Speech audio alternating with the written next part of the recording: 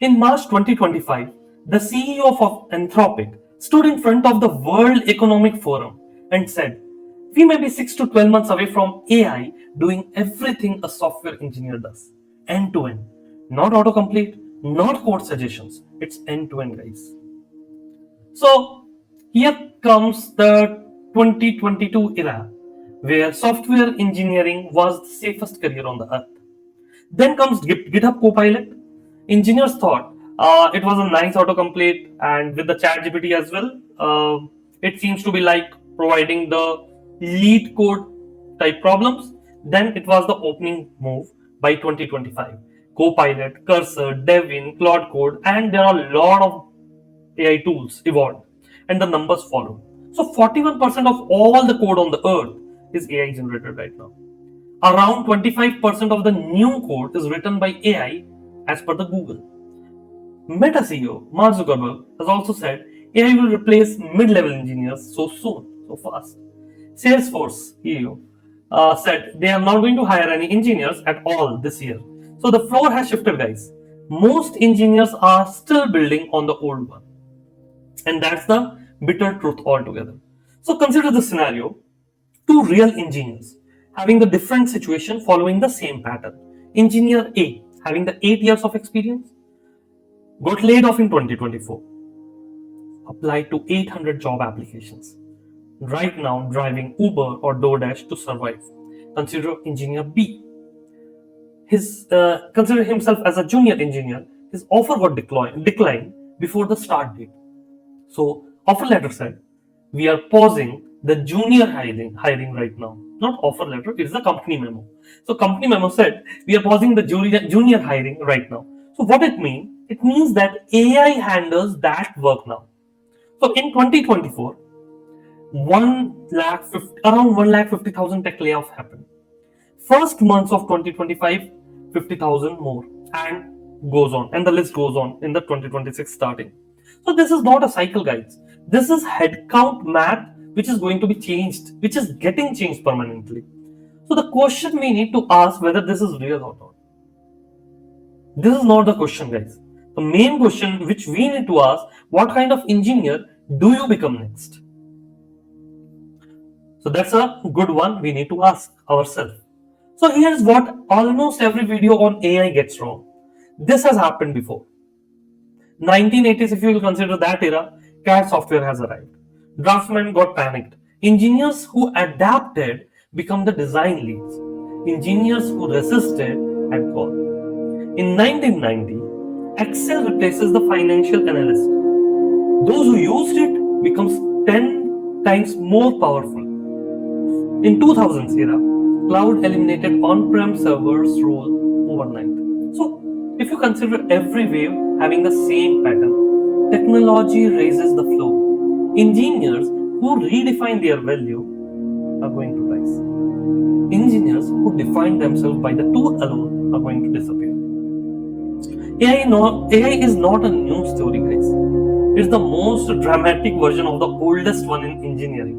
We have already seen in the past era as well. So, you know one thing: AI writes code faster than any human alive, and we need to agree on that. But put it in a real sprint, real stakeholder, ambiguous requirement, a CTO who changed the direction at 11 a.m., which is very immediate effect. So it falls apart. AI cannot sit with a PM who does not know what they want and ask the three questions that turn vague into shippable.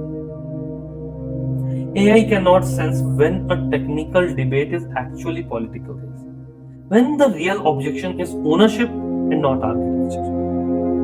AI cannot read 6 years of system history.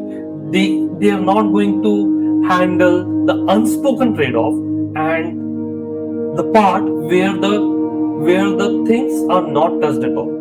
Means we need to instruct AI to do the things. So these gaps are where the careers are getting built right now. So what we need to actually do is, it's only about learning AI tools? No, I don't think so.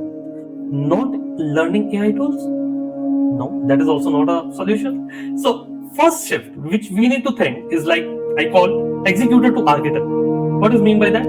Stop measuring your value in lines of code. Start measuring it in decisions before made a line is written. Scope, trade-off, risk, all sort of scenarios needs to be covered properly. AI writes the code. You decide what to build.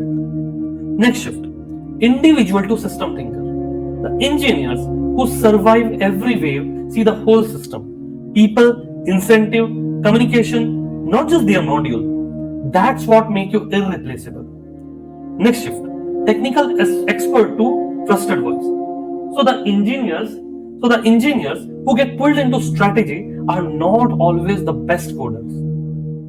They make complex technical reality legit to people who need to act on it.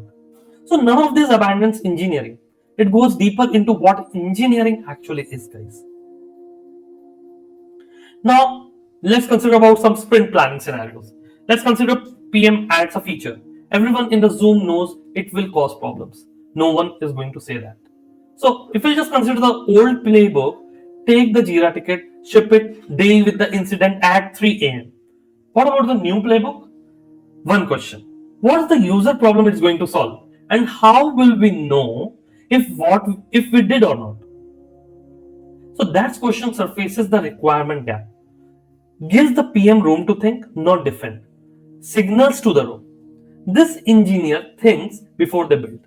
This is really a great sign where your manager thinks his engineer has concerns or think about the concerns. Different code reviews, PR work, structural decision will compound badly in 6 months. What about the old playbook? If we just think of, let's approve, right? Looks good to me. Not worth the conflict.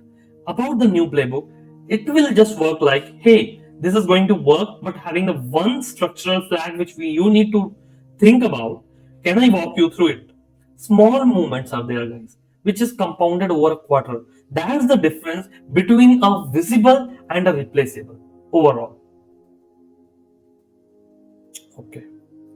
So the engineer who still have the careers in 5 years are not those who use the AI fastest.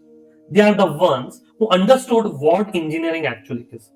Engineering is structured thinking applied to ambiguous problems, guys. If I will just totally quote definition of engineering, with real constraints and real humans who disagree. AI is exceptional at the code layer. It has no model for the human layer about it. So your job is not to compete with the tools. Your job is to be the person the tools work for. So here comes about the decoded engineer, which we actually do the same thing. Every episode of this decoded engineer talks about a real engineering problem in team conflict, decision making, careers, and shows how it was already solved. Because the best thinking about how to build great things with difficult humans is not in a new framework. It's already done. It's already there in the history, guys. Subscribe for more videos like this and we will find the solution together. Thank you.